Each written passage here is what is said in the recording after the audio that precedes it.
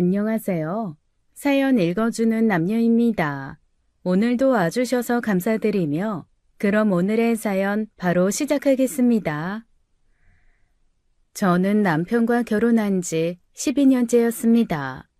초등학교 3학년 아들 하나를 키우며 평범하게 살아왔어요. 남편은 6개월 전 회사를 그만뒀습니다. 시아버지께 자금 지원을 받아 소고기 전문점을 준비 중이었죠. 처음엔 남편이 열심히 하는 모습이 보기 좋았습니다. 새로운 도전이라 그런지 활기차 보였어요.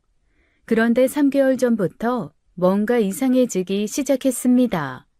남편은 가게 준비로 바쁘다며 집에 늦게 들어오는 날이 부쩍 늘었어요. 주말에도 골프 약속이 잦아졌죠. 저는 처음엔 사업 준비하느라 그런가 보다 했습니다. 하지만 뭔가 석연치 않았어요. 제가 전화를 걸면 받지 않는 경우가 많아졌습니다. 받더라도 짜증 섞인 목소리로 퉁명스럽게 대답했죠.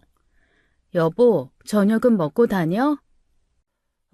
진짜 지금 바쁘다니까. 나중에 전화할게. 그러곤 일방적으로 끊어버렸습니다. 예전엔 이런 적이 없었어요. 남편은 항상 제 전화를 반갑게 받았었죠. 어느 날 새벽 2시가 넘어서야 남편이 들어왔습니다. 저는 잠든 척하며 남편을 지켜봤어요. 남편은 곧장 화장실로 들어가 샤워를 했습니다. 평소엔 아침에만 샤워하는 사람이었는데 말이에요. 또 며칠 후 남편이 퇴근하고 집에 들어왔을 때였어요. 아들이 반갑게 달려갔습니다. 아빠, 오늘 학교에서 단원평가 100점 맞았어. 그래, 알았어. 아빠 좀 피곤하니까 나중에. 남편은 아들의 머리를 쓰다듬지 않고 안방으로 들어가 버렸어요. 아들의 실망한 얼굴이 지금도 눈에 선합니다.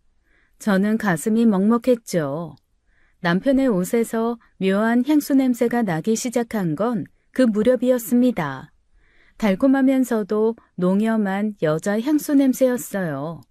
저는 세탁하면서 그 냄새를 맡으며 속이 뒤틀렸죠. 어느 날 밤 남편이 깊이 잠들었을 때였습니다. 저는 조심스럽게 남편 휴대폰을 집어들었어요.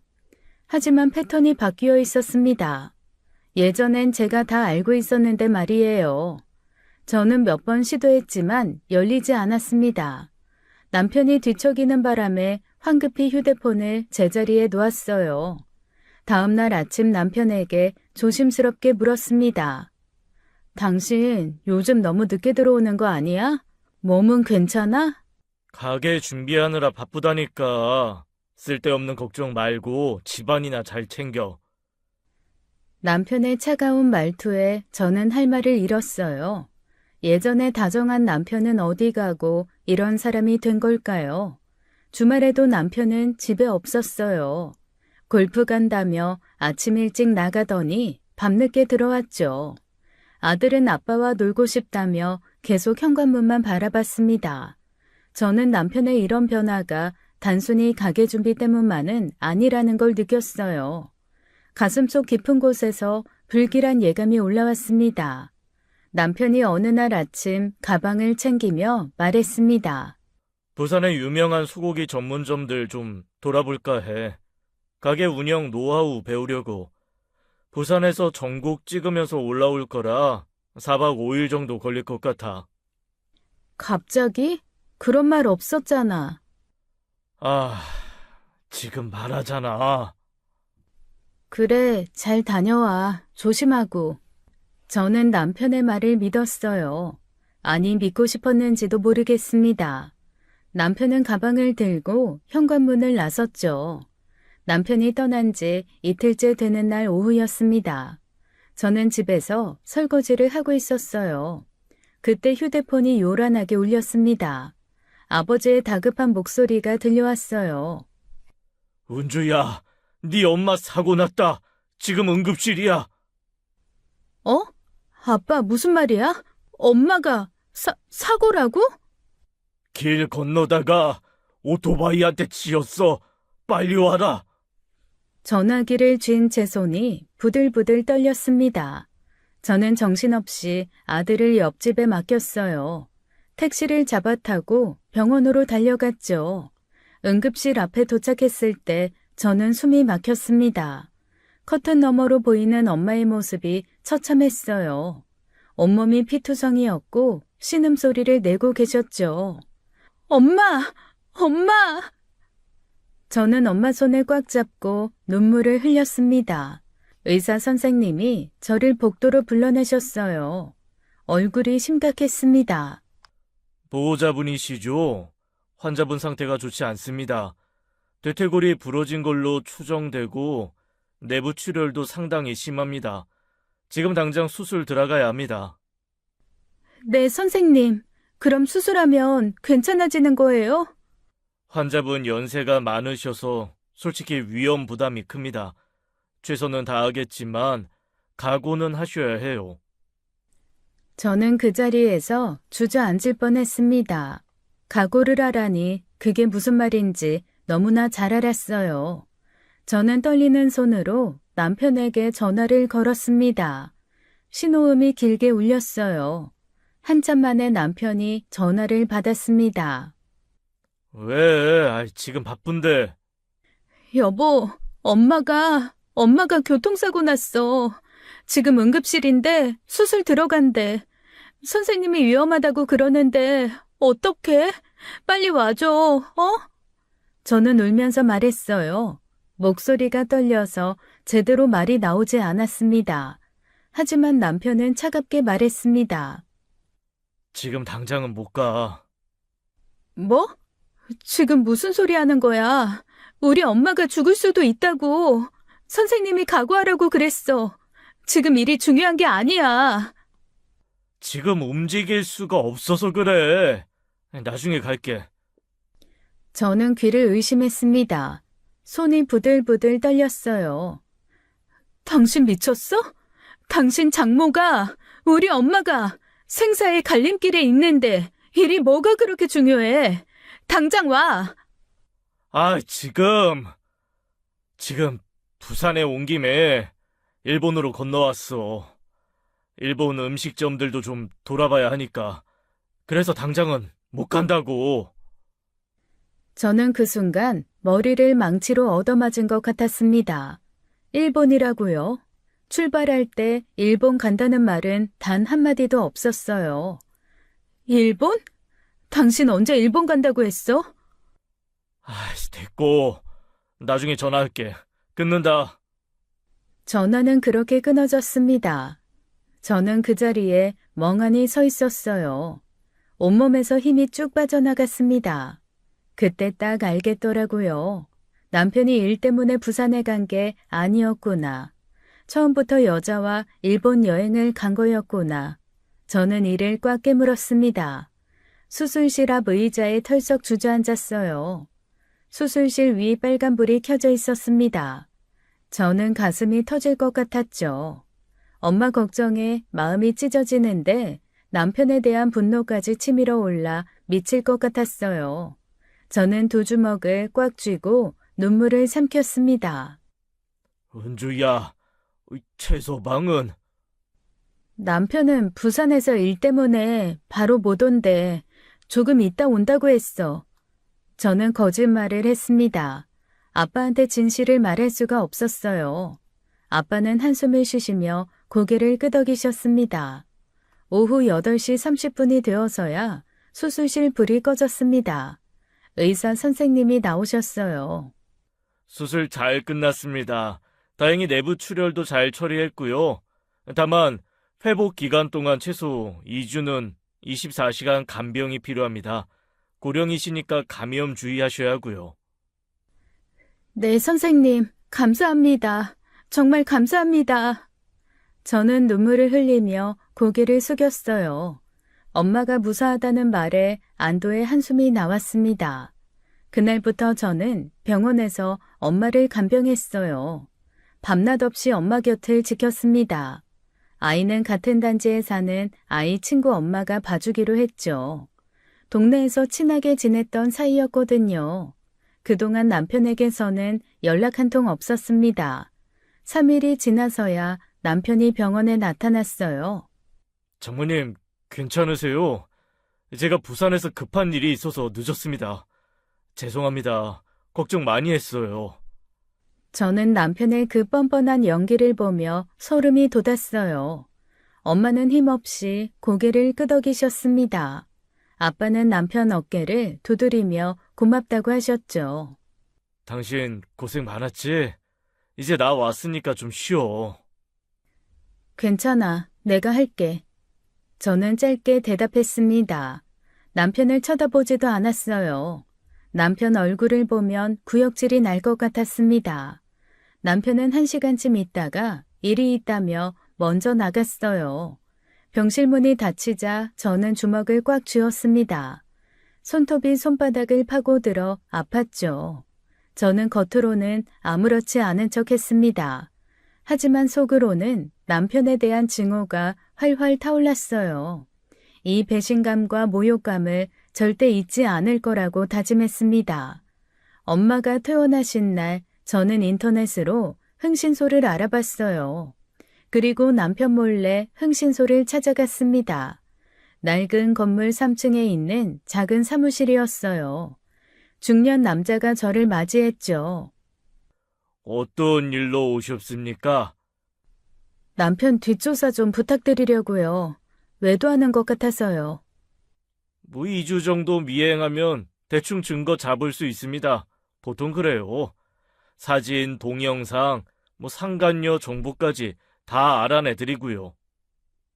저는 떨리는 손으로 계약서에 서명했습니다. 비용을 지불하고 남편 사진과 차량 번호를 건넸어요. 사무실을 나와 길을 걷는데 눈물이 났어요. 이게 정말 내 인생인가 싶었습니다. 조사가 시작된 지 3일째 되는 토요일 오후였습니다. 남편은 아침 일찍 골프 간다며 집을 나갔어요. 저는 아들과 함께 집에서 점심을 먹고 있었습니다. 그때 휴대폰이 울렸어요. 아들 학교 친구 엄마인 미경 씨였습니다. 평소 친하게 지내던 분이었죠. 언니, 지금 통화 괜찮아? 괜찮아. 무슨 일이야?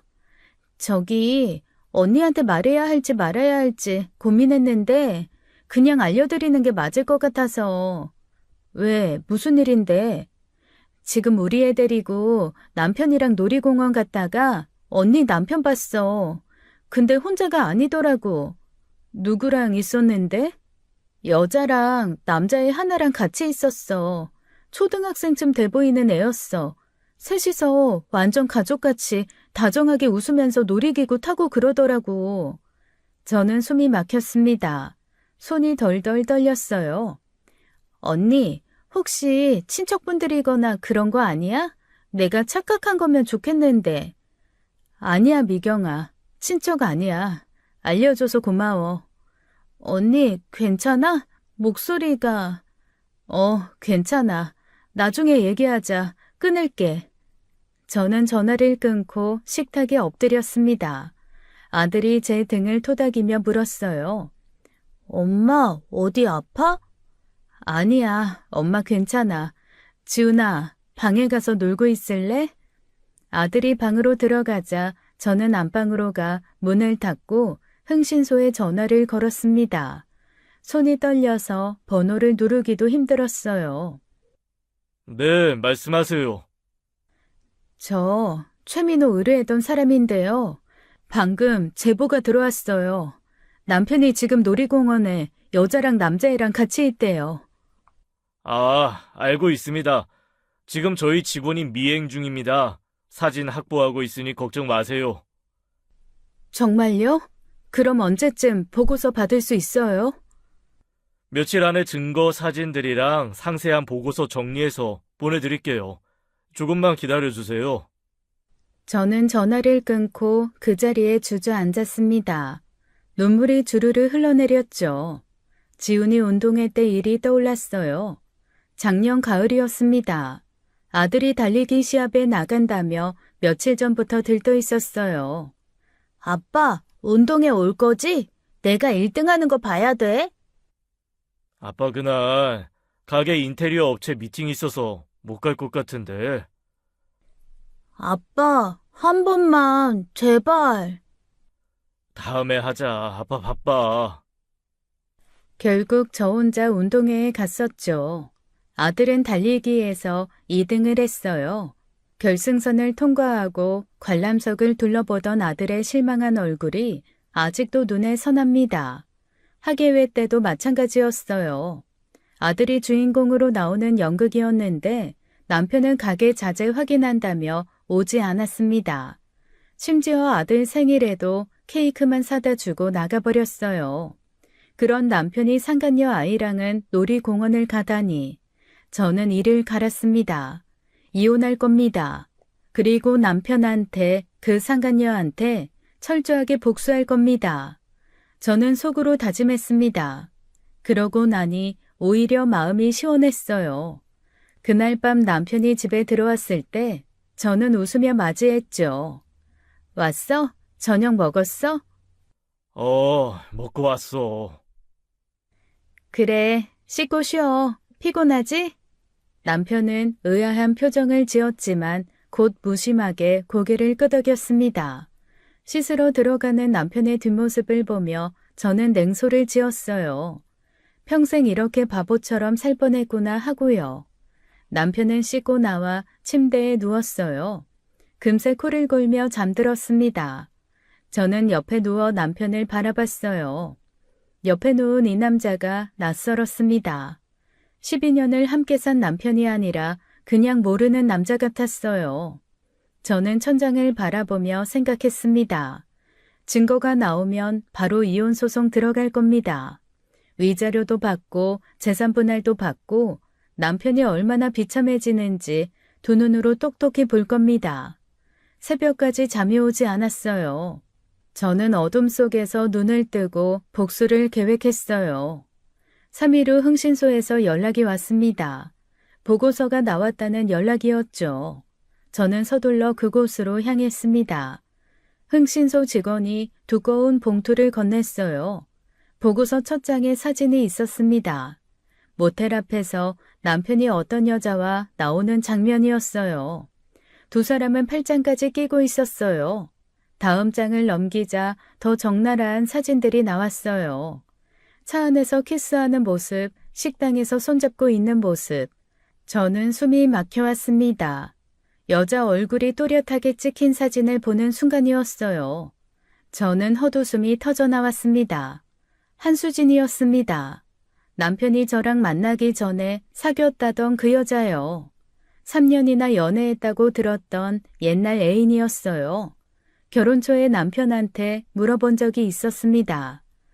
당신 전 여자친구랑은 왜 헤어진 거야? 그냥 서로 안 맞아서. 옛날 일이니까 신경 쓰지 마. 저는 그때 그 말을 믿고 더 이상 묻지 않았어요. 근데 그 여자와 다시 만나고 있었다니요. 보고서를 계속 읽어 내려갔습니다. 한수진, 44세, 1년 전 이혼, 초등학교 2학년 아들 양육 중, 현재 서울 관악구 다세대 주택 거주. 여기까지는 그럭저럭 견딜만 했어요. 하지만 다음 내용을 읽는 순간 온몸에 소름이 돋았습니다. 대상자는 현재 다른 남성과 동거 중임. 동거남은 일용직 노동자로 경제력 능력 미흡. 추정컨대 대상자가 경제적 지원을 받기 위해 의뢰인의 배우자와 관계를 지속하는 것으로 보임. 저는 입이 딱 벌어졌어요. 동거남과 살면서 우리 남편도 만나고 있었다는 거잖아요. 어이가 없었습니다. 마지막 페이지를 넘겼을 때였어요. 그곳에 적힌 문장을 보고 저는 비명을 지를 뻔했습니다. 대상자는 현재 임신 3개월 상태. 동거남의 자녀인지 의뢰인 배우자의 자녀인지는 불명확함. 저는 보고서를 쥔 손에 힘이 들어갔습니다. 부인, 괜찮으세요? 괜찮아요. 이 정도는 각오했어요. 저는 거짓말을 했습니다. 전혀 괜찮지 않았어요. 속이 뒤집히고 머리가 터질 것만 같았습니다. 이 정도 증거면 이혼 소송이나 위자료 청구에 충분합니다. 변호사 선임하시면 될 거예요. 네, 알겠습니다. 고생하셨어요. 저는 봉투를 가방에 넣고 흥신소를 나왔어요. 거리를 걸으며 보고서 내용이 머릿속에서 맴돌았습니다. 웃음이 나올 것 같았어요. 아니, 정확히는 미칠 것 같았어요. 12년 동안 성실하게 가정을 지켜온 저한테 이런 식으로 보답하다니 남편도 그렇고 그 여자도 그렇고 둘 다 인간 쓰레기였습니다. 저는 이를 악물었어요. 둘 다 철저하게 망가뜨려줄 각오를 했습니다. 며칠 후 저는 남편에게 말을 꺼냈습니다. 당신 오늘 나랑 어디 좀 가자. 어디를, 아이씨, 나 바빠. 중요한 일이야. 꼭 같이 가야 돼. 아, 진짜. 어디 간다는 거야? 가면 알아. 빨리 준비해. 남편은 짜증스러운 표정으로 옷을 입었어요. 저는 차키를 들고 현관문을 나섰습니다. 남편이 마지못해 따라왔죠. 차를 몰고 관악구 쪽으로 향했습니다. 남편은 계속 어디 가냐고 물었지만 저는 대답하지 않았어요. 30분쯤 달렸을까요? 낡은 다세대 주택 앞에 차를 세웠습니다. 여기가 어디야? 왜 여기로 온 거야? 따라와, 금방 끝나. 남편은 상간녀 집을 모를 겁니다. 알 리가 없죠. 상간녀가 동거남과 함께 있는 자기 집을 남편에게 알려줄 리가 없으니까요. 저는 차에서 내려 건물로 걸어갔어요. 남편이 의아한 얼굴로 뒤따라왔습니다. 2층까지 계단을 올라갔죠. 202호 앞에 섰습니다. 저는 초인종을 눌렀어요. 심장이 미친 듯이 뛰었지만 표정은 침착하게 유지했습니다. 문이 열렸습니다. 40대 중반쯤 돼 보이는 남자가 나타났죠. 온몸에 문신을 하고 있는 남자였습니다. 누구세요? 남자가 문을 활짝 열었어요. 자기야, 누구야? 거실에 있던 한수진도 나오는 게 보였습니다. 그리고 저와 남편을 보는 순간 한수진 얼굴이 하얗게 변했죠. 어떡해. 한수진은 말을 잇지 못하고 얼어붙었어요. 남편도 얼어붙었죠. 야이씨, 박은주! 동거남이 이상한 낌새를 알아차렸습니다. 누구세요? 수진아, 아는 사람이야? 저는 남편을 손으로 가리켰어요. 그리고 동거남을 똑바로 바라보며 말했습니다. 인사하세요. 당신이랑 사는 이 여자랑 바람 피우는 제 남편이에요. 동거남의 눈이 커졌습니다. 저는 다시 동거남을 가리키며 남편에게 말했어요. 당신도 인사해. 네가 만나는 저 상간녀랑 사는 동거남이야. 남편의 얼굴이 새파랗게 질렸습니다. 한수진은 벌떡 일어나 손을 내저었어요. 아니야. 오빠, 이거 오해야. 이 사람들이 미친 거야. 뭐? 지금 무슨 소리 하는 거야? 동거남의 목소리가 떨렸습니다. 분노가 폭발하기 직전이라는 걸 알 수 있었어요. 당신 대체 왜 이러는 거야? 남편이 당황해서 말을 더듬었습니다. 동거남은 남편을 노려보며 한 발짝 다가갔어요. 야, 이 새끼야. 네가 수진이랑 바람을 피웠다고? 저기요, 잠깐만요. 오해가. 말이 끝나기도 전이었습니다. 동거남의 주먹이 남편 얼굴을 강타했어요. 퍽 소리와 함께 남편이 뒤로 휘청거렸습니다. 아이씨! 이 개자식아! 감히 내 여자랑! 동거남이 다시 주먹을 휘둘렀습니다. 남편은 바닥에 쓰러지며 비명을 질렀어요. 한수진이 울면서 동거남을 말렸지만 소용없었습니다. 저는 그 광경을 잠깐 지켜봤어요. 남편의 코에서 피가 흘러내렸습니다. 동거남의 발길질이 이어졌죠. 저는 만족스러운 미소를 지으며 몸을 돌렸습니다. 뒤에서 고함 소리와 울음소리가 들렸지만 신경 쓰지 않았습니다. 계단을 천천히 내려갔어요. 2층에서 남편 고함이 새어나왔죠. 집으로 향하는 길, 기분이 묘하게 상쾌했어요. 이제 시작일 뿐이야. 핸들을 쥔 손에 힘이 들어갔습니다. 복수의 서막이 올랐어요. 남편은 이제 지옥을 경험하게 될 겁니다. 2시간쯤 지나 현관문이 열리는 소리가 들렸어요. 남편이 비틀거리며 들어왔어요. 얼굴이 엉망진창이었습니다. 한쪽 눈은 시퍼렇게 멍들어 있었고요. 입술은 터져서 피가 흘러내렸어요. 코에도 핏자국이 선명했습니다. 남편은 저를 보자마자 고래고래 소리를 질렀어요. 야, 이 미친년아. 다 알고 있으면서 왜 이딴 짓을 한 거야, 어? 나 엿먹으니까 재밌냐? 재밌지. 안 재밌겠냐? 왜? 나는 숨기면 안 돼? 당신은 나 속이고 다른 여자 만났는데 난 안 돼? 그렇다고 이런 또라이 짓을 해? 완전히 미쳤구만. 저는 소파에 앉아 팔짱을 꼈습니다. 차갑게 남편을 바라봤어요. 당신은 당신 아들 운동회도, 학예회도, 생일도 다 바쁘다며 쳐다보지도 않더니 상가녀 애새끼랑은 놀이공원 가서 잘도 놀더라. 남편의 얼굴이 굳어졌습니다. 그걸 어떻게 알았어? 지훈이 친구 엄마가 봤더라. 이 등신아, 바람을 피울 거면 걸리지나 말든가. 남편은 말을 잇지 못했어요. 저는 천천히 일어섰습니다. 이혼할 거야. 나 당신이랑 더 이상 못 살아. 뭐? 이혼? 그래, 이혼. 당장 내일이라도 서류 쓸 거야. 좋아. 이혼하자고. 어차피 이렇게 된 마당에 나도 지긋지긋했어. 당신같이 재미없는 여자랑 살기. 그래, 좋아. 합의했네. 저는 화장실로 걸어갔습니다. 미리 준비해둔 게 있었거든요.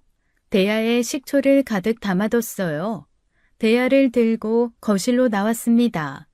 남편은 소파 앞에 서 있었어요. 제가 무얼 들고 나오는지 보고 눈이 커졌습니다. 야, 그게 뭐야? 말이 끝나기도 전에 저는 식초를 남편에게 확 끼얹었습니다. 철썩 소리와 함께 식초가 남편 얼굴을 적셨죠. 아이씨, 이게 무슨 짓이야? 이씨. 남편이 비명을 질렀습니다. 터진 상처에 식초가 스며들었을 거예요. 남편은 얼굴을 감싸며 바닥을 뒹굴었습니다. 아이씨, 따가워. 미친년, 너 정말 미쳤어? 소독하라고. 상처 소독해주는 거야. 고마워해야지. 저는 차갑게 말하며 대야에 남은 식초를 쓰러져 있는 남편에게 부었습니다. 남편은 급히 화장실로 기어가 수돗물로 얼굴을 씻었어요. 물소리와 신음소리가 섞여 들렸습니다. 저는 팔짱을 끼고 그 모습을 지켜봤어요. 한참 만에 남편이 고개를 들었습니다. 물에 젖은 얼굴로 저를 노려봤어요. 당장 나가. 네가 나가. 여기 내 집이야. 결혼하면서 내가 가지고 온 내 집이라고. 당장 꺼져.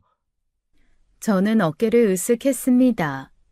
그래, 알았어. 나갈게. 남편은 제가 순순히 나간다는 말에 당황한 듯 보였어요. 하지만 저는 신경 쓰지 않았습니다. 방으로 들어가 가방을 꺼냈어요. 옷까지 몇 벌을 챙겼습니다. 흥신소에서 받은 봉투도 빠뜨리지 않았습니다. 남편은 거실에서 계속 욕을 퍼부었어요. 저는 가방을 들고 그 집을 나왔습니다. 속이 시원했어요. 밤 공기가 차가웠어요. 저는 그 길로 시댁으로 향했습니다. 시댁까지는 걸어서 10분 거리였죠. 시댁 집 앞에 도착해 초인종을 눌렀습니다. 시어머니가 문을 열어주셨어요. 어머, 은주야, 이 밤에 웬일이니? 얼굴이 왜 그래? 어머니, 죄송한데 잠깐 들어가도 될까요? 그럼 당연하지. 어서 들어와. 거실로 들어가니 시아버지가 TV를 보고 계셨어요. 저를 보시더니 의아한 표정을 지으셨습니다. 은주가 왜 이 시간에? 무슨 일 있어? 민호는? 아버님, 말씀드릴 게 있어요. 저는 소파에 앉았습니다. 두 분이 제 맞은편에 자리 잡으셨어요. 심호흡을 하고 입을 열었습니다. 민호 씨가 다른 여자를 만나고 있어요. 바람을 피웠어요. 시어머니가 깜짝 놀라며 손으로 입을 막으셨습니다. 시아버지의 눈썹이 꿈틀거렸어요. 뭐? 지금 무슨 소리야? 흥신소에 의뢰해서 조사했어요. 증거가 다 있어요. 저는 가방에서 봉투를 꺼냈습니다. 보고서를 탁자 위에 펼쳐놓았어요. 사진들이 낱낱이 드러났습니다. 시아버지가 보고서를 집어들었어요. 한 장 한 장 넘기시는 얼굴이 점점 굳어졌습니다. 시어머니는 사진을 보시더니 눈물을 흘리기 시작했어요. 그 여자는 민호 씨 옛날 여자친구예요. 지금은 다른 남자랑 동거하면서 민호 씨를 만나고 있고요. 임신 3개월이래요. 근데 누구 아인지도 모른대요. 시아버지의 얼굴이 벌겋게 달아올랐습니다. 주먹으로 탁자를 세게 내리쳤어요. 쾅 소리에 시어머니가 깜짝 놀라셨습니다. 이런 개자식이 감히 이런 짓을 해? 미친놈의 새끼! 집안 망신을 시켜도 유분수지! 시아버지의 목소리가 거실에 울려 퍼졌어요. 저는 담담하게 말을 이었습니다. 아버님, 저 이혼하려고 해요. 시어머니가 제 손을 덥석 잡았습니다. 은주야, 네가 얼마나 속상했겠니? 은주 네가 얼마나 착한데. 내가 죄인이다, 은주야. 내가 아들 새끼를 잘못 키웠어. 내가 죄인이야. 미안하다. 시어머니는 눈물을 닦으며 제 손을 쓰다듬어 주셨어요. 저도 모르게 눈시울이 뜨거워졌습니다. 시어머니는 정말 좋은 분이셨어요. 시아버지도요. 이분들과 헤어질 생각을 하니 저도 모르게 눈물이 났죠. 이혼! 당연히 해야지! 시아버지가 휴대폰을 꺼내셨어요. 남편에게 전화를 거셨습니다. 신호음이 몇 번 울리더니 남편이 받았어요. 예, 아버지. 너 당장 집으로 와! 지금 즉시! 아버지, 지금 좀 몸이 안 좋아서요. 몸이 안 좋아? 너 바람 피우고 다닐 힘은 있으면서! 전화 너머로 남편이 숨 넘어가는 소리가 들렸어요. 그게, 아버지, 제 말 좀 들어보세요. 듣기 싫다. 닥치고 10분 안에 안 오면 왕십리 건물 1층 소고기 가게 인테리어 공사 당장 취소한다. 남편의 목소리가 급해졌습니다. 아버지, 그건 안 돼요. 공사 다 끝나가는데. 그래, 그럼 당장 와. 10분이다. 아버지, 제발요. 1시간만 주세요. 제가 지금 정말 10분, 1초라도 늦으면 공사 중단이야. 가게 날리고 싶으면 늦게 와. 남편의 헐떡이는 소리가 들렸어요. 알겠습니다. 지금 갈게요. 시아버지는 차갑게 전화를 끊으셨습니다. 휴대폰을 탁자 위에 던지듯 내려놓으셨어요. 은주야, 네가 우리한테 시집 온 게 12년이지. 12년 동안 네가 얼마나 고생했는지 나도 다 안다. 저놈이 이런 짓을 하다니 내가 다 부끄럽구나. 저는 고개를 저었습니다. 아버님 잘못이 아니에요. 민호 씨가 잘못한 거예요. 은주야, 너무 상심하지 마. 우리가 네 편이야. 지훈이는 어쩌려고. 제가 키울 거예요. 저 혼자서라도 잘 키울 수 있어요. 시어머니가 다시 제 손을 꼭 잡아주셨어요. 저는 그 온기에 위로받았습니다. 시계를 보니 8분이 지났어요. 현관문이 벌컥 열리는 소리가 들렸습니다. 남편이 숨을 헐떡이며 거실로 뛰어들어왔어요. 남편의 얼굴은 여전히 엉망이었습니다. 멍든 눈, 터진 입술, 식초 냄새까지 초라한 모습이었죠. 시아버지가 남편을 노려보셨어요. 남편은 그 시선을 견디지 못하고 고개를 숙였습니다. 꿇어! 차가운 명령이었습니다. 남편은 떨리는 다리로 무릎을 꿇었어요. 그리고 고개를 숙였습니다. 어깨가 떨리고 있었어요. 사실 시아버지는 남편에게 참 무서우신 분입니다. 시아버지가 낮게 말씀하셨어요. 뭐라고 할 말이 있으면 해봐라. 죄송합니다, 아버지. 제가 정신이 나갔었어요. 정신이 나갔다고. 그래서 유부남이 다른 여자를 만나고 다닌 거야? 설명해라. 얼마나 정신이 나간 거야? 정신병원에 쳐넣으면 되는 거야? 남편은 대답하지 못했어요. 시아버지가 다시 물으셨습니다. 은주랑 이혼할 거야, 안 할 거야? 남편이 고개를 들었습니다. 저를 흘끔 쳐다보더니 입을 열었어요. 이혼하겠습니다. 제가 잘못했으니까요. 좋아, 이혼해. 그런데 가게는 없던 일로 한다. 네? 아이, 아버지, 그건 내가 내 피 같은 돈을 너 같은 개 같은 새끼한테 왜 대줘야 돼? 내가 수긍할 수 있는 이유 있냐?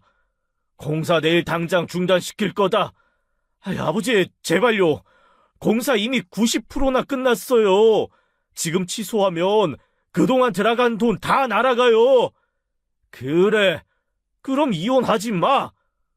그런데 네가 안 한다고 그게 안 되겠냐? 남편은 입을 다물었습니다. 손가락을 꼼지락거리며 고민하는 게 보였어요. 그리고 말이다. 누구 씨인지도 모르는 애 배에 차고 있는 그 여자. 너 그 여자랑 재혼할 생각 마라. 우리 집안에 그런 더러운 년 들일 생각 없다. 남편이 황급히 손사래를 쳤습니다. 아버지, 그 여자랑 결혼할 생각 없어요. 진짜예요. 그냥 그렇게 된 거지. 결혼까지 생각한 거 아니었어요. 그렇게 된 거. 그럼 장난으로 사람 인생을 망친 거야? 시아버지가 벌떡 일어나셨어요. 거실 구석으로 걸어가 골프채를 집어 드셨습니다. 시어머니가 놀라 말렸어요.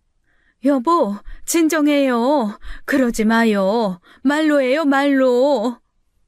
진정? 이딴 놈을 어떻게 진정하고 봐? 당신은 은주 데리고 나가 있어. 시아버지가 골프채를 휘둘렀습니다. 휙 소리를 내며 남편의 등을 강타했어요. 아이씨! 남편이 소리를 질렀습니다. 시아버지는 멈추지 않으셨어요. 골프채가 남편의 어깨를 다시 내리쳤습니다. 퍽, 퍽 소리가 거실에 울렸어요. 남편은 바닥에 엎드려 몸을 웅크렸습니다. 아버지, 죄송합니다. 잘못했어요. 죽어라, 이 새끼야. 너 죽고 나도 죽자. 골프채가 한 번 더 내려갔습니다. 남편은 완전히 바닥에 쓰러졌어요. 2시간 전 상간녀 동거남한테 맞고 이제 또 시아버지한테 맞은 겁니다. 저는 일어섰습니다. 아버님, 어머님, 저는 이혼할 거예요. 은주야, 네 마음 충분히 이해한다. 위자료도 받을 거고요. 재산분할도 받을 거예요. 남편이 바닥에서 고개를 들었습니다. 저는 남편을 내려다보며 말했어요. 당신은 우리 지훈이 이제 평생 못 볼 거야. 운동회도 학예회도 생일도 다 귀찮아했잖아. 이제 그 여자 아들이나 끼고 살아. 놀이공원도 자주 데려가고 말이야. 당신, 내가 장담하는데 오늘 이 일 언젠가 평생 피눈물 흘리면서 후회할 날이 올 거야. 남편의 눈이 흔들렸습니다. 지훈이는 내 아들인데. 네 아들? 네가 아들을 아들로 봤어? 한 번이라도 관심 가진 적 있어? 남편은 아무 말도 못했어요. 시아버지가 한숨을 쉬셨습니다. 저는 시아버지를 보았어요. 그분의 눈에 눈물이 고여 있었어요. 시부모님은 손자인 지훈이를 금보다 더 귀하게 생각하신 분들이셨죠. 저는 고개를 숙여 시부모님에게 깊이 인사를 했습니다. 그렇게 시댁을 나왔어요. 택시를 타고 친정으로 갔어요. 거실에 불이 환하게 켜져 있었죠. 문을 열고 들어서자 엄마가 달려오셨습니다. 은주야, 무슨 일이야? 얼굴이 왜 그래? 엄마, 제 목소리가 떨렸습니다. 아빠도 안방에서 나오셨어요. 은주야, 무슨 일이야? 지훈이는 자고 있어? 방에서 골아 떨어졌어. 한참을 너 찾다가 막 잠들었어. 저는 소파에 앉았습니다. 엄마 아빠가 제 양옆에 앉으셨어요. 대체 무슨 일인데 말 좀 해봐. 민호가 바람 폈어요. 다른 여자 만나고 다녔어. 엄마가 눈을 크게 떴습니다. 아빠의 얼굴이 굳어졌어요. 뭐? 최서방이 바람이 났다고? 이혼하려고. 더 이상 못 살겠어. 엄마가 제 손을 잡았습니다. 눈물이 주르르 흘러내렸어요. 그때 현관문이 열렸습니다. 아직 장가를 안 가고 있던 오빠가 퇴근해서 집에 온 거였어요. 엄마, 아빠, 저 왔어요. 어? 은주야, 너 왜 여기 있어? 오빠가 신발을 벗고 들어왔습니다. 저희 분위기를 보더니 표정이 심각해졌어요. 무슨 일이야? 다들 왜 이래? 성진아, 최서방이 바람 폈대. 오빠의 얼굴이 순식간에 붉어졌습니다. 주먹을 꽉 쥐더니 소리를 질렀어요. 뭐? 매제가? 확실해? 참나, 그 새끼 내가 불안불안했어. 내가 당장 가서 죽여버린다. 오빠, 진정해. 하지 마. 뭘 하지 마. 내 동생 울리고 다니는 놈 가만둘 수 없어. 오빠가 현관으로 뛰어갔습니다. 저는 황급히 오빠를 잡으려 했어요. 오빠, 하지 마. 그러지 마. 놔. 내가 오늘 그 자식 제대로 혼내줄 거야. 오빠는 제 손을 뿌리치고 현관문을 박차고 나갔습니다. 쾅 소리와 함께 문이 닫혔어요. 성진아, 성진아. 아빠와 제가 뒤따라갔지만 이미 늦었습니다. 오빠는 차를 타고 출발했죠. 아이씨, 큰일 났다. 전화해봐. 경고망동하지 말고 당장 집으로 다시 오라고 해. 하지만 오빠는 전화를 받지 않았습니다. 저는 불길한 예감이 들었어요. 오빠 성격상 가만히 있지 않을 게 뻔했습니다. 그래서 저도 집으로 향했죠. 하지만 집에는 남편도 오빠도 없었어요. 그리고 2시간쯤 지났을까요? 제 휴대폰이 울렸습니다. 모르는 번호였어요. 여보세요? 박은주 씨 맞으십니까? 여기 서초경찰서입니다. 지금 박성진 씨랑 최민호 씨가 폭행건으로 여기 와 계신데요. 보호자분이 오셔야 할 것 같습니다. 네, 알겠습니다. 지금 갈게요. 택시를 타고 경찰서로 향했습니다. 가슴이 두근거렸어요. 경찰서 문을 열고 들어갔습니다. 민원실에 남편과 오빠가 앉아 있었어요. 남편 얼굴이 엉망이었습니다. 남편은 오늘만 3번째 맞은 거라 정말 형편없었어요. 눈은 완전히 멍들어 퉁퉁 부었고 입술은 찢어져 있었습니다. 오빠도 코피를 흘린 흔적이 있었어요. 남편이 저를 보자마자 고함을 쳤습니다. 야, 너 뭐야? 너, 나 오늘 죽이려고 작정했냐? 나 방금 죽을 뻔했어, 알아? 나 당장 고소할 거야. 뭐? 고소? 해봐, 이 개새끼야. 네가 내 동생한테 무슨 짓을 했는데? 경찰관이 2사람을 제지했어요. 아유, 조용히 하십시오. 여기가 어디라고 소리를 지르십니까? 저는 의자에 앉아 한숨을 쉬었습니다. 경찰관이 제게 다가왔어요. 가족분이신가요? 네, 저쪽은 제 남편이고 이쪽은 제 오빠예요. 두 분 다 폭행 혐의가 있습니다. 쌍방 폭행이라 합의 보시는 게 좋을 것 같은데요. 남편이 벌떡 일어났습니다. 이 쌍방은 무슨 나 일방적으로 맞았어요. 저 사람이 갑자기 쳐들어와서 때렸다고요. 닥쳐 이 쓰레기야. 네가 바람이나 피우고 다니지 않았으면 내가 왜 때려? 남편의 얼굴이 일그러졌습니다. 오늘 나 벌써 3명한테 맞았어. 아이 진짜 일진 못 갔네. 씨. 저는 차갑게 웃었습니다. 맞을 짓을 했으니까 맞은 거지. 억울하면 바람 피우지 말든가. 뭐? 이게 지금 남편이 제게 달려들려 했습니다. 경찰관이 재빨리 남편을 붙잡았어요. 최민호 씨 진정하십시오. 결국 쌍방 폭행으로 처리됐습니다. 고소 절차를 밟고 경찰서를 나왔어요. 남편은 절뚝거리며 혼자 갔습니다. 오빠는 제 옆에서 걸으며 미안하다고 말했어요. 은주야, 미안해. 내가 참았어야 했는데. 괜찮아, 오빠. 고마워. 오빠가 제 어깨를 토닥였습니다.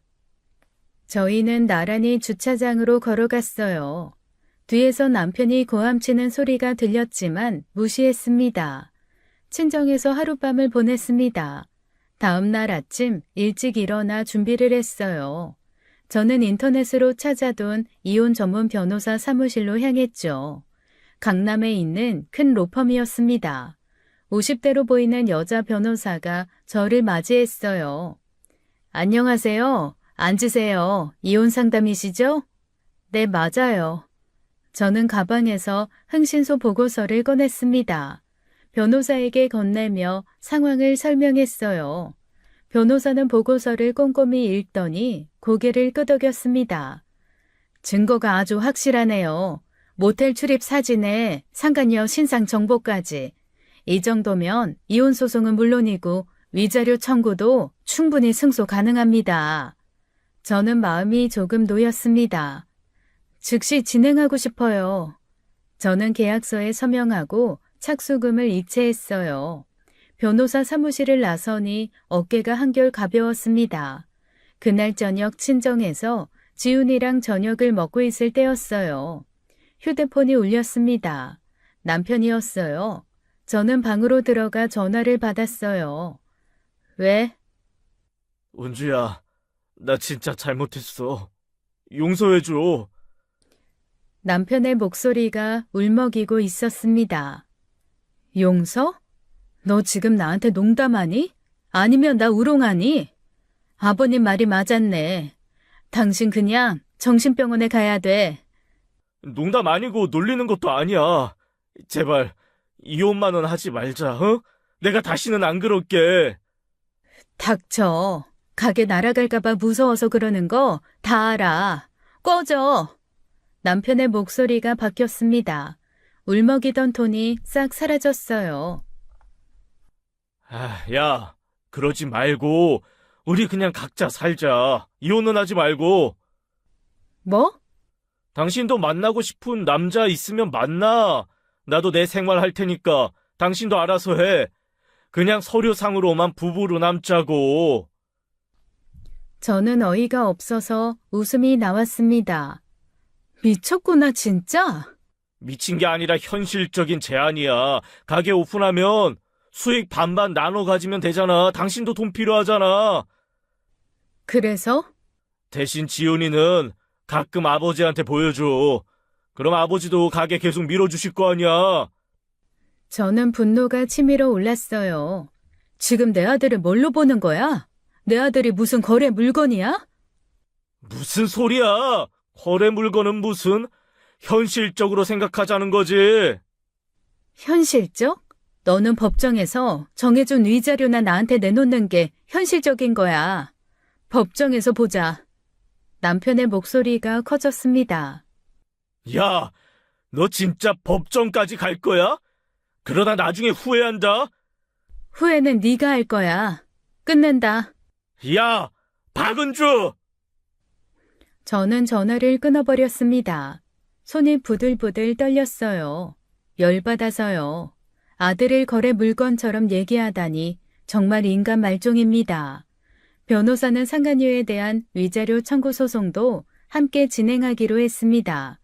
하지만 저는 법적 절차만으로는 만족할 수 없었어요. 직접 응징하기로 마음먹었습니다. 흥신소 보고서에 상간녀 직장 정보가 있었어요. 구로에 있는 중소기업이었습니다. 저는 그곳으로 향했어요. 회사 건물 로비에 들어가 소파에 앉았습니다. 퇴근 시간인 오후 6시까지 기다렸어요. 사람들이 하나둘 나오기 시작했습니다. 한수진이 엘리베이터에서 내렸어요. 동료와 이야기하며 걸어왔습니다. 저는 벌떡 일어났어요. 상간녀가 로비를 지나가려는 순간이었습니다. 저는 큰 소리로 외쳤어요. 한수진! 유부남이랑 바람 피우고 임신까지 한 년이 여기 있네. 로비에 있던 사람들이 모두 저를 쳐다봤습니다.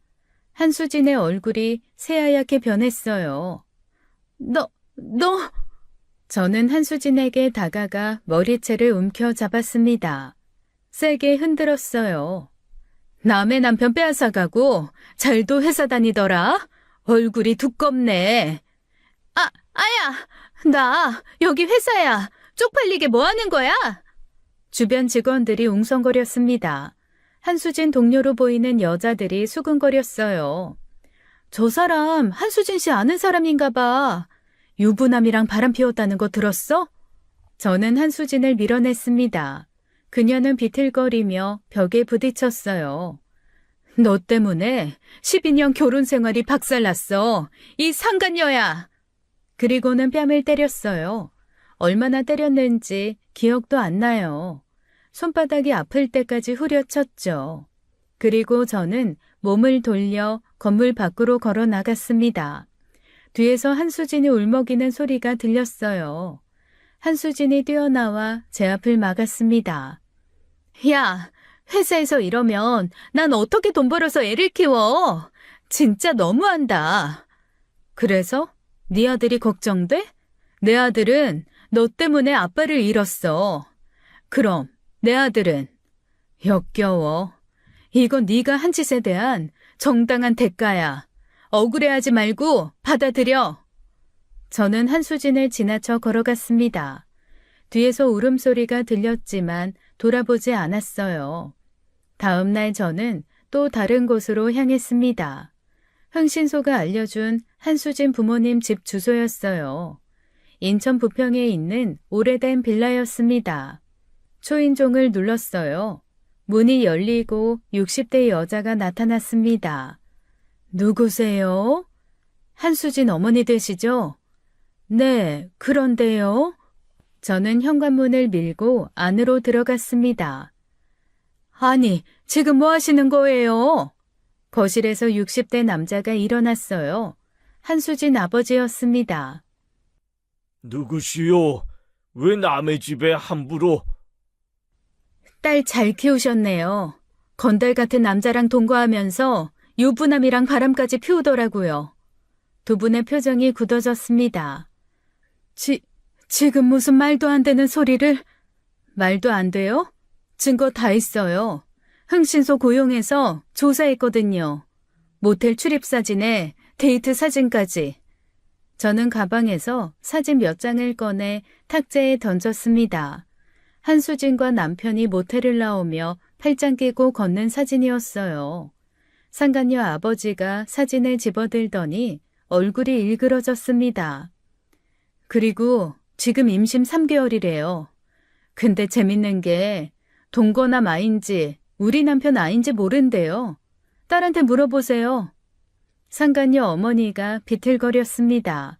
그대로 바닥에 주저앉더니 쓰러졌어요. 여보! 상간녀 아버지가 황급히 아내를 부축했습니다. 떨리는 목소리로 저를 돌아봤어요. 죄송합니다. 제가 딸을 잘못 키웠습니다. 정말 죄송합니다. 저는 두 분을 내려다봤습니다. 가엾다는 생각도 들었지만 동정하지 않았어요. 사과는 법정에서 하세요. 위자료 청구 소송 들어갑니다. 저는 현관문을 열고 나왔습니다. 계단을 내려오는데 다리가 후들거렸어요. 하지만 기분은 묘하게 시원했습니다. 차에 올라타 핸들을 잡았어요. 백미러로 제 얼굴을 봤습니다. 저도 제 얼굴이 낯설었어요. 제가 이렇게까지 모진 사람일 줄 몰랐죠. 다 남편 때문이었습니다. 6개월간의 긴 법정 공방이 시작됐어요. 변호사는 흥신소 보고서를 무기 삼아 철저히 준비했어요. 남편 측 변호사는 합의를 제안했지만 저는 거부했습니다. 법정에 설 때마다 남편과 마주쳤어요. 남편은 날이 갈수록 초라해 보였습니다. 저는 그 모습을 담담히 지켜봤어요. 재판부는 남편의 외도 사실을 명백히 인정했습니다. 증거가 너무나 확실했기 때문이에요. 판사는 남편에게 엄중한 질책을 했습니다. 마침내 판결이 나왔어요. 이혼 소송에서 제가 승소했습니다. 재산 분할과 위자료 5천만 원을 받게 됐어요. 상간녀를 상대로 한 소송도 승소했습니다. 위자료 3천만 원을 받기로 판결이 났어요. 하지만 한수진은 돈이 없다며 지급을 거부했습니다. 저는 변호사를 통해 한수진의 통장을 차압했어요. 월급이 들어올 때마다 일부가 제 계좌로 입금됐습니다. 한수진은 몇 번이나 전화를 걸어왔지만 받지 않았어요. 나중엔 귀찮아서 차단했죠. 어느 날 오후 시아버지에게서 전화가 왔습니다. 저는 잠시 망설이다 전화를 받았어요. 시아버지의 목소리는 무거웠습니다. 시아버지는 남편의 가게 계획을 완전히 취소했다고 말씀하셨어요. 이미 진행 중이던 인테리어 공사도 중단시켰다고 했습니다. 시아버지는 제 마음이 쉽게 풀리진 않겠지만 이것으로 조금이나마 위안을 얻으라고 하셨습니다. 또한 제가 살던 집이 원래 시아버지 명의였는데 이를 제 명의로 바꿔주겠다고 약속하셨어요. 시아버지는 가끔 손주 얼굴이나 보여달라며 조심스럽게 부탁하셨습니다.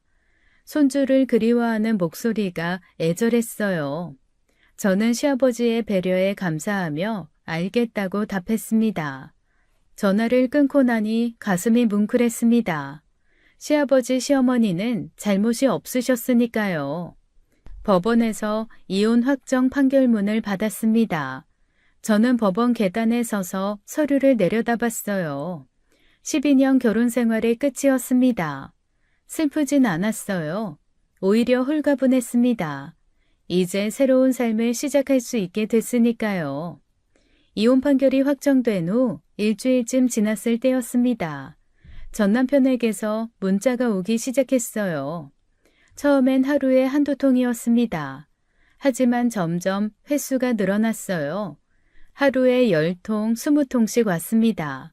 내용은 협박과 욕설로 가득했어요. 전화도 수시로 걸려왔습니다.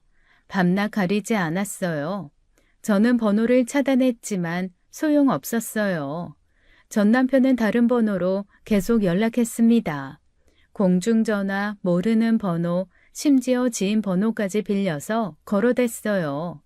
문자 내용은 갈수록 심해졌습니다. 죽여버리겠다는 말까지 나왔어요. 저는 두려움을 느끼기 시작했습니다. 지훈이를 학교에 보낼 때도 불안했어요. 혹시 전 남편이 아들을 데려갈까봐 걱정됐습니다. 밤에는 잠을 제대로 잘 수 없었어요. 결국 경찰서를 찾아갔습니다. 문자 내용을 보여주며 신고했어요. 하지만 경찰은 본인들이 할 수 있는 건 없고 고소를 하라고 했죠.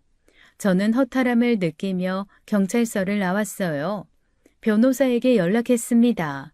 상황을 설명하자 변호사는 즉시 협박죄로 고소하라고 조언했어요. 저는 바로 고소장을 접수했습니다. 그리고 며칠이 지났어요. 그날은 오후에 장을 보고 집에 돌아오는 길이었습니다. 현관문 비밀번호를 누르고 문을 열었어요. 안으로 들어서며 신발을 벗었습니다. 거실 쪽으로 걸어가려는데 이상한 느낌이 들었어요. 집안 공기가 묘하게 달랐습니다. 안방으로 가려고 거실을 지나고 있었어요. 그때 현관문 앞 작은 방문이 열렸습니다. 누군가 나왔어요. 저는 화들짝 놀라 비명을 지를 뻔했습니다. 전 남편이었어요. 집안에 숨어서 저를 기다리고 있었던 겁니다. 어서 와. 기다렸어. 전 남편은 현관문 앞을 막아서며 웃었어요. 그 웃음이 소름 끼치도록 섬뜩했습니다. 저는 뒷걸음질 쳤어요. 당신 어떻게 들어온 거야? 비밀번호 바꿨는데. 그건 중요한 게 아니지. 중요한 건 이제 우리 둘뿐이라는 거. 전 남편은 천천히 제게 다가왔습니다. 손에 야구방망이를 들고 있었어요. 제 심장이 미친 듯이 뛰었습니다. 당신, 지금 뭐 하려는 거야? 뭐긴 뭐야. 당연히 해야 할 일을 하려는 거지. 전 남편의 눈빛이 이상했습니다.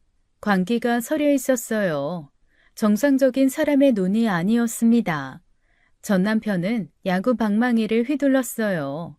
휙 소리를 내며 허공을 갈랐어요. 저는 벽에 등을 붙이고 섰습니다.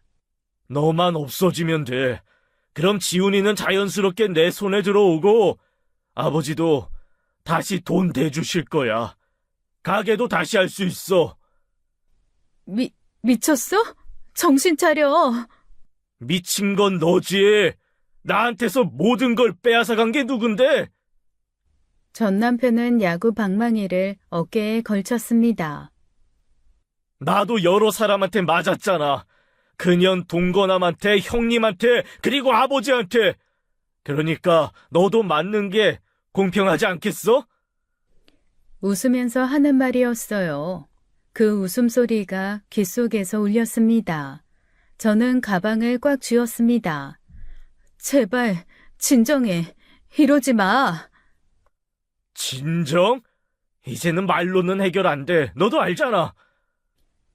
전 남편이 한 발짝 더 다가왔어요.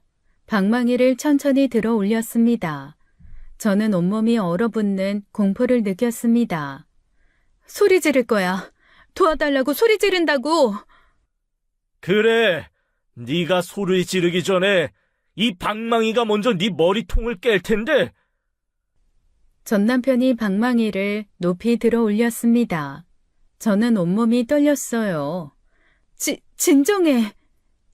아까도 말했잖아. 이제 말로는 해결 안 돼. 전 남편이 비웃었습니다. 저는 급하게 말을 꺼냈어요. 잠깐, 시아버지한테 내가 말씀드릴게. 가게도 다시 하게 해줄게. 이 집도 당신 줄게. 아버님도 내 말이라면 들어주실 거야. 뭐? 전 남편의 움직임이 멈췄습니다. 방망이를 든 손이 천천히 내려왔어요. 전 남편의 눈에 망설임이 스쳤습니다. 바로 그 순간이었어요. 저는 가방 속으로 재빨리 손을 넣었습니다. 미리 준비해둔 가스총을 꺼냈어요.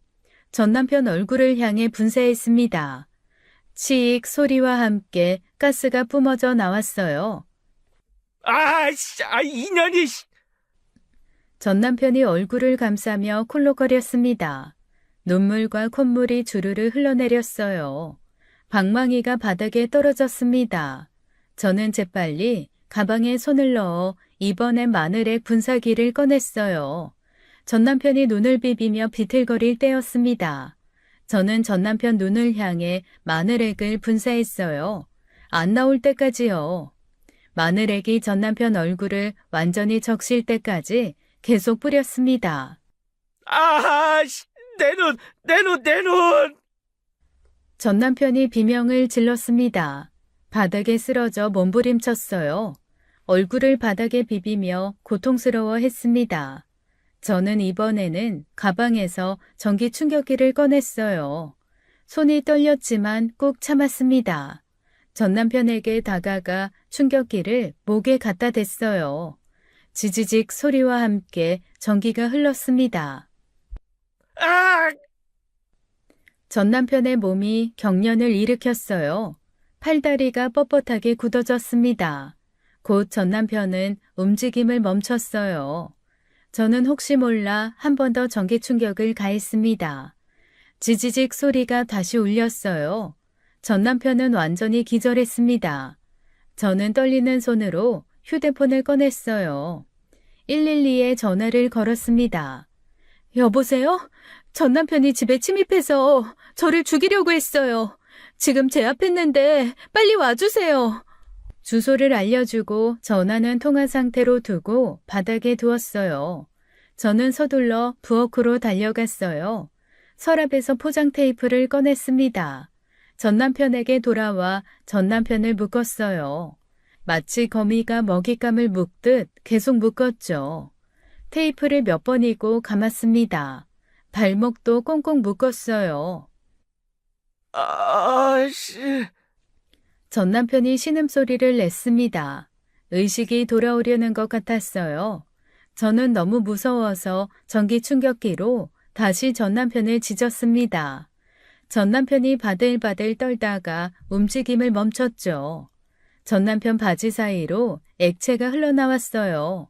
아마 소변을 지린 것 같았죠. 저는 혹시 몰라 전 남편 입에도 테이프를 붙여버렸습니다. 10분쯤 지나 사이렌 소리가 들렸어요. 경찰이 도착한 거예요. 저는 현관문을 열고 나갔습니다.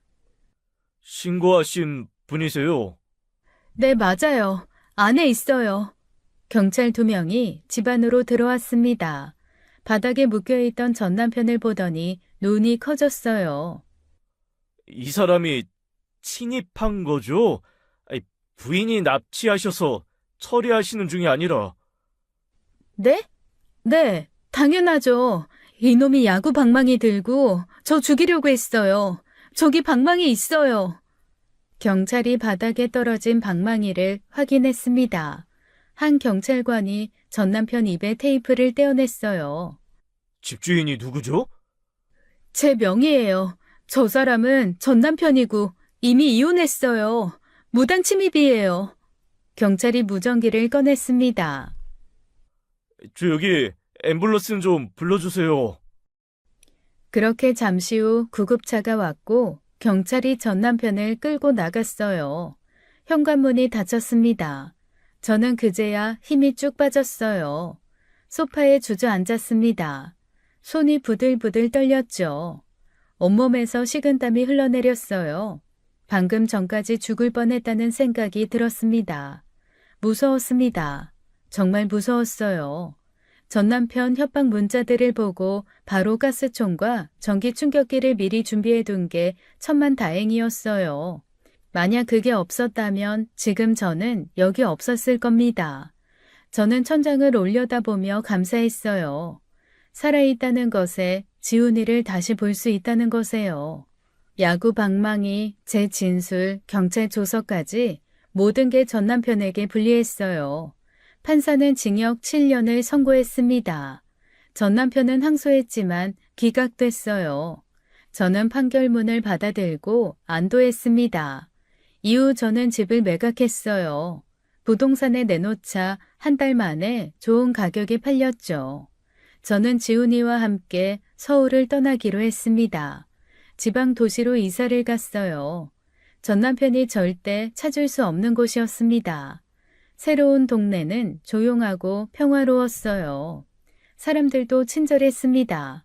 현재 저는 아들과 함께 새로운 미래를 만들어가고 있었어요. 그것만으로도 충분했습니다. 지금까지 사연 읽어주는 남녀였습니다. 끝까지 시청해주신 여러분 감사드리며 저희는 다음 사연으로 돌아올게요. 감사합니다.